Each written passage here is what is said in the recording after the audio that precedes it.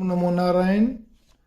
श्रीमद् भागवत महापुराण में कितनी अच्छी बात बताई है, बहुत ही गहरी बात। और सबसे बड़ी चीज ये कि व्याख्याकार भी डोंगरे महाराज जी, संत डोंगरे महाराज जी कितनी गजब की व्याख्या कर रहे हैं कि एकांत से आप क्या समझते हैं। एकांत का अर्थ केवल ये नहीं होता जहां कोई ना हो। शाब्दिक संसारिक अर्थ तो यही है, लेकिन आध्यात्मिक दृष्टिकोण से एकांत का अर्थ यही है कि जहां केवल और केवल मैं और मेरे भगवान। होता क्या, हम एकांत में चुपचाप अपने कमरे में बैठ गए या घर के किसी कॉर्नर पे या ऊपर छत्ते पे जाके बैठ गए शांत वातावरण में, लेकिन मन नहीं लग रहा। बहुत कोशिश करते हैं, भगवान का दीपक जला के घर के मंदिर में या कहीं मंदिर में जाके बैठते, मन नहीं लग रहा। क्यों नहीं लगता?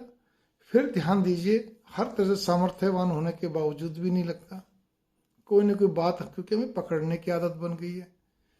खैर, डोंगरे महाराज जी क्या कह रहे हैं, श्रीमद् भागवत महापुराण क्या कह रहे हैं, भगवान जी क्या बोल रहे हैं।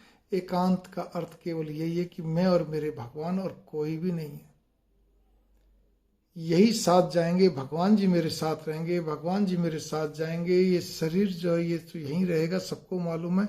मैं जीवात्मा हूँ, भगवान के साथ साथ जुड़ा हुआ, उनका अंश हूँ, उस परमात्मा का अंश हूँ। तो बस मैं जीवात्मा, उस परमात्मा का अंश हूँ, हम साथ साथ रहेंगे।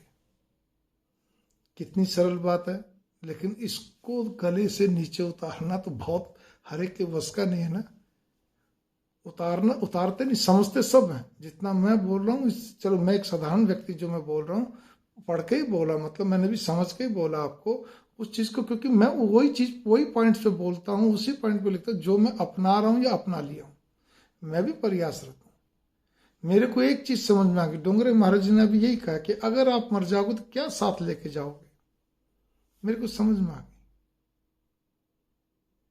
कि मेरा यहाँ पर कोई भी नहीं, मेरे को एक सांसारिक कार्य करने हैं अपनी प्रवृत्ति। बस मुझे जैसे ये ट्रस्ट संभाल रहा हूँ और कुछ कार्य कर रहा हूँ और जो भी कुछ वगैरह वगैरह कर रहा हूँ, ठीक है, काउंसलिंग करता हूँ, सब कुछ कर रहा हूँ, ठीक है, लोग आ रहे हैं जा रहे हैं, मैं भी लोगों के बीच में सामाजिक कार्य भी करता हूँ। आज मेरी माँ ने कहा, एक परिवार के अंदर दूर दराज में, जिसको हम जानते नहीं, सपने में नहीं, हमारी पीढ़ियों में आता है, कई दूर दराज में ना, नाम भी पहली बार सुना कि जी वो बड़े बुजुर्ग व्यक्ति गुजर गए, 10 दिन तक पूजा नहीं होगी। ठीक है, माँ ने कहा मान ली बात। ज्यादा आगे एक बार तो मैंने कहा जिसको हम जानते नहीं, बोले नहीं अपने को करना, मान ली। तो मैंने कहा ना, प्रवृत्ति, सामाजिक कार्य, गृहस्थी कार्यक्रम आपको सारे करने हैं, लेकिन एकांत, मानसिक तौर पे एकांत कब होंगे आप, कब हम होंगे, आप और हम। वो केवल एक ही तरह सोचता, बस एक दृष्टिकोण रहे कि हम अपने आप को बार बार एक ही चीज सोचें कि मैं और मेरा भगवान और कुछ भी नहीं है, मैं और मेरा भगवान और कुछ भी नहीं है।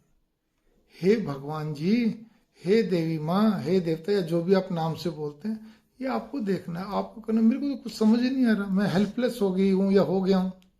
ऐसे छोड़ दो, उसका जाप करते रहो, अपना काम करते रहो।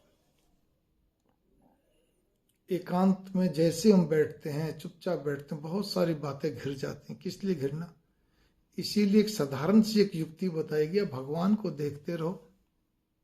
क्योंकि हम तीर्थ स्थान भी जाएंगे तो भी हमारा मन नहीं लगता, कुछ खाने पीने में, कुछ घूमने फिरने में, कुछ इस तरह, मतलब मंदिरों के दर्शन करते करते हम उसी में अटक के खड़े हो जाते हैं। अरे भाई, जिस मंदिर के दर्शन करना अच्छी बात है, वहां जाके ध्यान लगाइए। उस ध्यान के अंदर और कुछ नहीं होना चाहिए, वो मूर्ति और आप, बस वो स्थान और आप, भगवान और आप, उस स्थान पे भगवान और आप, और कुछ नहीं। तब तो आपका तीर्थ यात्रा करा हुआ सफल है। खाली बस देखते चलिए, सुंदरता की तारीफ करते चलिए, तो वो तो आप एक टूरिस्ट बन के गए, टूरिस्ट बन के आ गए आप। तो यहां पर भाव यही आते हैं कि आपको इस चीज पे सतत प्रयासरत रहे कि हमारा मन भगवान के प्रति कैसे लगे। तो उसके लिए अभी हम साधारण गृहस्थियों को भगवान के किसी चित्र पर, उस पर ही आंखें स्थिर रखनी है, क्योंकि आंखों से सारा खेल होता है, ठीक है ना। तो यही चीज है। तो हमें जैसे पीछे जैसे भगवान कृष्ण जी हैं, गुरुदेव नीमकोली बाबा जी हैं, आप इन्हीं में, मतलब जैसे मैं इन पे ध्यान लगा रहा हूँ, तो इन्हीं पे ध्यान लगा के चलिए आप, तब आप पाएंगे कि आपकी आंखें स्थिर रहेंगी तो मन स्थिर रहेगा। आप सोचते हैं मैं आंख बंद करके मन को स्थिर करूं, नहीं हो सकता, मन तो इधर उधर भागता है। आंखों के आगे और कोई चित्र आएंगे, समस्या खड़ी आएगी। इसीलिए मंगल कामना, नमस्कार। इस थोड़े से को श्रीमद् भागवत महापुराण का बहुत गंभीरता पूर्वक मनन चिंतन करें, हर चीज के आपको कई अर्थ निकलेंगे।